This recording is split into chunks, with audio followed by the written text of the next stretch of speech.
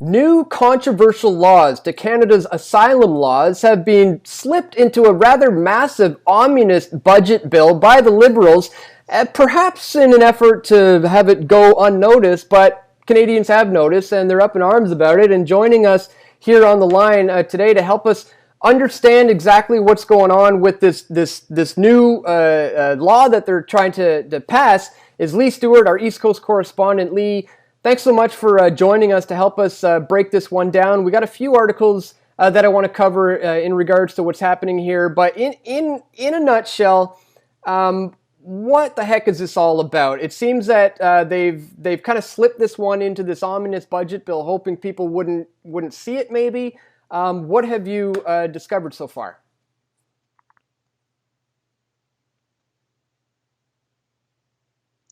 So for the loophole, Canada has an agreement with the United States where there's a loophole. And normally when an asylum seeker seeks asylum, it's in the first country that they arrive in. Let's say, for example, in Haiti, the asylum seekers that were coming over from the hurricane or the earthquake, I think it was, under the Obama administration, when Trump was elected, kicked them all out. Therefore, they were coming to Canada. But the loophole says that if you seek asylum in the U.S., you have to enter Canada illegally to be able to seek asylum in Canada. That's why we were seeing an influx of refugees or asylum seekers coming over to Canada at the makeshift border at Roxham Road and being arrested intentionally. So the Liberal government has now tabled that they are going to close that loophole. Therefore, they wouldn't be accepting asylum seekers from the UK, Australia, or the US. But I mean, with the UN Compact on Migration, who really needs this loophole? I think this is just rhetoric. We're seeing election time rhetoric from the Liberal government, and it's kind of too little too late as far as I'm concerned.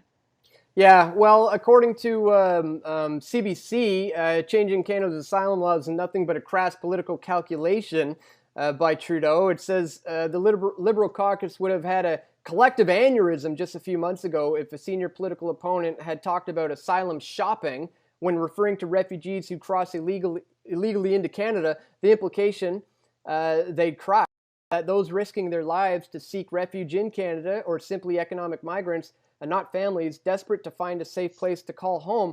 Have you heard before? What on earth is asylum shopping? Are you familiar with that?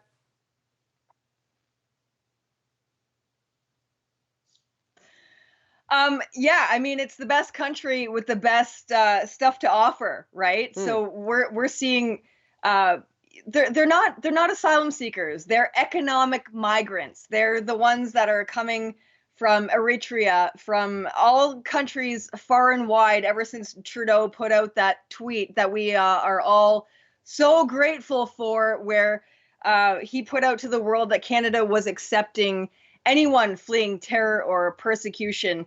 But now we're just seeing a whole bunch of economic migrants as, the rest of the West is, coming over from taking advantage of our system and any sort of eye care, health care, housing. We're seeing migrants being put up in hotels. And like I said, this loophole closure is too little too late.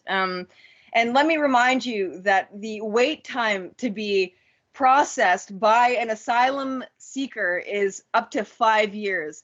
So these people who are being processed and potentially facing rejection won't be doing so to 5 years. Therefore, they can live in Canada on the taxpayer's dime, collecting free healthcare, free schooling, a place to live, and not even potentially being rejected until 5 years. But here's the thing, is that the people that are coming over into Canada now are undocumented, or they're not even coming from an asylum in the United States or the UK. They're coming from a direct country elsewhere with, paperwork that is probably fraudulent. And like I said, this loophole is just election time rhetoric, and globalism is the agenda here. And you know, Trudeau is looking for voters. He's not going to spoil that. What we're seeing here is just the liberal government pandering a little to the right, like we always do see during election time, to just kind of potentially get more votes from conservative voters, or I don't know, people think that maybe they trust their government and maybe believe him. Yeah. But going forward, I don't see this loophole actually doing any good. You know, I think we're too far gone as far as I'm concerned. Well, as you said, Leigh, globalism is the end game here. An eventual one world government is the plan. And let's not forget the fact that Justin Trudeau has had plenty of meetings with his good friend George Soros. You know, these guys have been working very closely behind the scenes. And as we know, Soros is now famously known for funding, left-wing radical groups, but not only that, for pushing this immigration stuff on various countries, but in Canada in particular. Now we have people calling it irregular border crossing instead of illegal border crossing. It's just ridiculous. I wanted to point you to this article from Huffington Post. It says Justin Trudeau defends controversial changes to the asylum law tucked away in the budget bill. Prime Minister Justin Trudeau is defending the controversial changes to the asylum laws included in an ominous bill tabled last week, saying the government wants to ensure Canada's refugee system is safe for everyone. Yeah, now all of it. The changes would prevent asylum seekers from making refugee claims in Canada if they've made other claims. That you've already explained all that. But it goes on down to here. It says here, Scheer says that the borders need to have integrity. Conservative leader Andrew Scheer blames Canada's border woes on Trudeau, based on a tweet that he issued in 2017, where he welcomed refugees. And he makes a pretty good point there, just as you did. And then, of course, we have Bill Blair and his spokesperson. Our proposed changes include measures to deter irregular migration and maintain the integrity of our asylum system by preventing access to those who with repeated claims in different countries.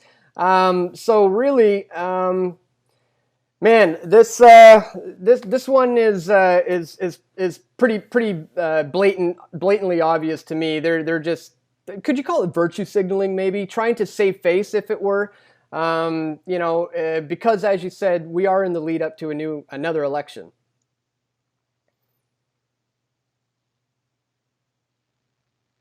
I would call it exactly that. They're trying to virtue signal, and you know what's hilarious is that we have been talking about this for years, and we were called racist for even addressing or even talking about this problem at Roxham Road. But it's okay when they say it. They're not racist. They're not they're not facing smear campaigns. When they say there's a problem, then there is a problem. When in fact this is all Trudeau's doing. Let's not forget he was the one that ignored this problem. I even brought this up at the town hall that I yelled at him at Brock University just recently, yelling at him about the Roxham Road border issue that he didn't even want to address, and now all of a sudden he's wanting to address it. I find it absolutely hilarious and just a talking point for the elections. And he would never jeopardize potential voters coming into this country for the closure of a loophole. The UN Compact on Migration is going to save his face here. Yeah, absolutely. And I think that what this really boils down to, and what the bottom line I think we need to leave people with today, is that more government involvement just always makes things worse and worse and worse. We don't need any more bills. We don't need any more regulation. What we should be moving towards, in my opinion, is supporting the private sector when it comes to sponsorship and refugee programs. I know there's a lot of faith-based churches out there, a lot of private individuals who have ponied up their own money through charities and donations, and they make sure that these people are properly brought into our society and assimilated into our culture. That's how it should be done. Let's face it, there are people out there who do need to flee countries that are terrible, but it has to be done in the right way. And I think the private sector is something that we should look at moving forward. And for me, less government is definitely the answer. Yeah, I would just say don't believe Justin Trudeau's rhetoric and don't trust a word he says because he is known to lie. So don't trust him. Yeah. Do not trust what he says. Yeah, well said. I think it should be safe to say by now that he absolutely cannot be trusted. I think a lot of people are probably disillusioned right now with him, but we told you so. We warned you, and you didn't listen, people. You didn't listen. But here we are. Anyways, just wanted to bring that news to your attention today, folks. Again, it's a big virtual signaling attempt to make it look like they're now doing the right thing. Don't buy it. Don't get caught up in the hype. It's a bunch of ridiculous nonsense, and we really need to look at the private sector moving forward. So that's it for this one, folks. I want to thank you for tuning in. Be sure to click the thumbs up button and share this video so we can help defeat YouTube's algorithms that want to stop this type of info from being seen. And I want to thank you, Leigh, our East Coast correspondent, for joining us today. And everyone else, thank you so much for watching. This is Dan Dix and Leigh Stuart from Press for Truth. Stay tuned. We're going to have more video reports coming soon. We all want truth.